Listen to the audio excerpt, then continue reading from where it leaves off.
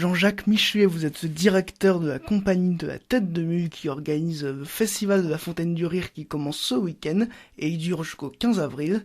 C'est cette année sa 29e édition, c'est donc le plus ancien de la région. Qu'est-ce que ce festival a de plus qui permet d'expliquer son succès ? Ça, je ne saurais trop vous dire. C'est pas à moi, en tout cas, de pointer du doigt toutes ces qualités, si ce n'est que c'est un festival humoristique qui existe donc depuis 1989 et on essaie d'aborder tous les styles d'humour dans une salle qui est merveilleuse. Je le dis sans chauvinisme puisque c'est une salle municipale, elle n'appartient pas à la Tête de Mule évidemment. Donc le théâtre de Fontaine-Douche, 300 places, qui a été rénové il y a quelques années maintenant, 2 ou 3 ans. Très beau plateau, 10 par 10, très beau confort pour les spectateurs, donc ça joue aussi. Et puis des compagnies qui nous viennent des 4 coins de France et de l'étranger, puisque cette année, on a des Belges, des Suisses, donc un petit peu toute la francophonie qui est représentée. Et je crois que là où les spectateurs sont fidèles depuis toutes ces années, c'est qu'ils savent que tous les spectacles sont de grande qualité. Aujourd'hui, c'est cette notoriété qui vous permet d'attirer le monde que vous souhaitez. Absolument, oui, puisque tous les spectacles sont programmés vendredi et samedi, donc il y a 2 représentations à chaque fois sur les 12 week-ends entre le 13 janvier, donc comme vous l'avez dit, ce week-end, et le 15 avril, et on fait en moyenne entre 400 et 600 spectateurs par spectacle. Dans l'édito de cette édition, il est affirmé que le spectacle vivant refuse l'ordre social établi. Ça veut dire que le rôle du spectacle vivant, c'est de dénoncer ?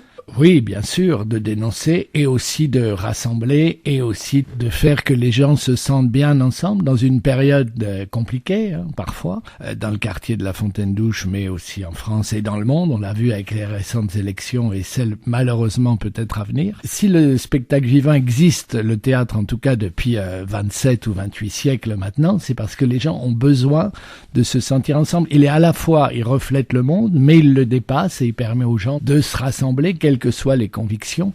Et aussi, ce qui fait peut-être le petit plus du festival, c'est qu'après, donc il y a le théâtre de 300 places, et en face, il y a une grande salle polyvalente où on accueille les spectateurs, on leur offre un pot après le spectacle, ils peuvent discuter entre eux avec les comédiens, et je crois que cette chaleur, cette fraternité aussi importante en ce moment. Refuser l'ordre social, est-ce que ça peut passer par la catharsis qu'évoquait Molière dès le XVIIe siècle ou par la caricature ?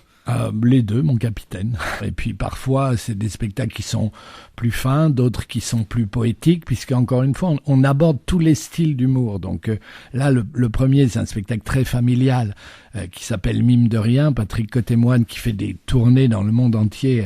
Ça, c'est l'avantage du mime sur le spectacle parlé. Et donc là, c'est un spectacle vraiment très poétique. Et puis, il y en a d'autres au cours de la programmation qui sont plus polémiques. Donc voilà, tout le monde y trouve un peu son compte. La programmation de ce festival est très axée sur l'humour. Dans l'avant-dernière date, les 7 et 8 avril, il y a la programmation de Macbeth, qui s'écrit pas TH, mais 2T. Donc c'est une réadaptation faite par Ionesco, c'est ça ? Voilà, absolument. Donc ça, c'est le spectacle que donnera la Tête de Mule, donc notre compagnie. Donc c'est un texte qui est assez peu connu parmi les textes de Ionesco et qu'on a créé, nous, en 2001. Donc ça fait plus de 15 ans maintenant qu'on le tourne. Et là où Ionesco était intéressant pour nous, c'est qu'au drame shakespearien, il ajoute la loufoquerie contemporaine, quoi. Donc, c'est-à-dire que là, pour le coup, c'est un spectacle qui dénonce beaucoup l'ordre établi dont vous parliez tout à l'heure. Humour, mais pas que, parce qu'il y a également de la découverte, comme avec le spectacle Ali au Pays des Merveilles, qui nous permet de découvrir le quartier de Marseille dans lequel l'auteur a vécu. Oui, absolument. Donc, Ali Bougueraba, qui est venu l'an dernier avec un autre spectacle qui s'appelait L'Odyssée de la moustache, nous revient avec son précédent spectacle. C'est un spectacle là aussi sur le vivre ensemble, sur pourquoi est-ce que c'est plus important d'essayer de s'enrichir des différences des autres plutôt que de stigmatiser. Je crois que je veux pas faire le malin, mais ça me fait penser à une phrase du philosophe Jung que j'ai lu il y a pas longtemps et qui disait il est plus facile de juger que de réfléchir. Et je crois que ça résume beaucoup de choses. Et d'ailleurs, j'incite aussi les gens qui voudraient découvrir d'autres aspects du travail d'Ali Bougueraba. Il a monté, on n'a pas pu l'acheter parce que malheureusement, il y a des contingences financières qui font que, un spectacle cet été à Avignon qui s'appelle Ivo Livi, c'est la vie d'Yves Montand qui est joué en ce moment à Paris. Ils sont 5 et c'est vraiment formidable, quoi. Sur justement aussi les aspects politiques de la vie d'Yves Montand, la fraternité, le vivre ensemble et ce dont on a tellement besoin en ce moment et qui est tellement difficile à obtenir. Cette découverte du quartier de Marseille correspond à ce dont vous évoquiez tout à l'heure en interview, mais aussi à propos de la culture que vous évoquez dans l'édito, qui la culture encourage l'ouverture aux autres. La culture, c'est donc un lien social ? Absolument. J'enfonce une porte ouverte en disant ça, parce que je suis évidemment pas le premier à le dire, ni celui qui le dira le mieux, mais la culture, l'éducation, on en revient toujours là. Si les gens sont habitués... Moi, j'ai été élevé en Côte d'Ivoire, j'ai vécu à Abidjan toute mon enfance.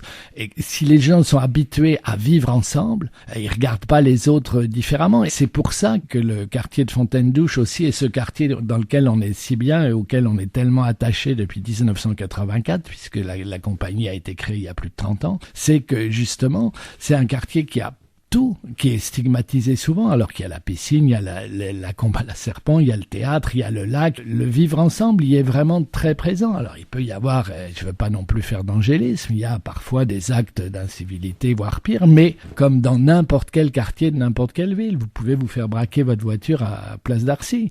Donc, voilà. Mais c'est toujours la même chose. Les gens qui ne connaissent pas, au début, quand on a créé le festival, il y a des gens qui nous appelaient, des spectateurs, en demandant, mais si on vient au spectacle, est-ce qu'on va retrouver notre voiture? On dit, mais oui, depuis 30 ans, on n'a jamais eu de problème. Merci Jean-Jacques Michelet. On rappelle que le festival de la Fontaine du Rire commence ce week-end et dure jusqu'au 15 avril. Voilà, 12 spectacles, 24 représentations et il y a des places à gagner chez RCF qui est notre partenaire. Et je tiens aussi à remercier la ville de Dijon qui finance le festival depuis les origines et sans qui rien ne serait possible.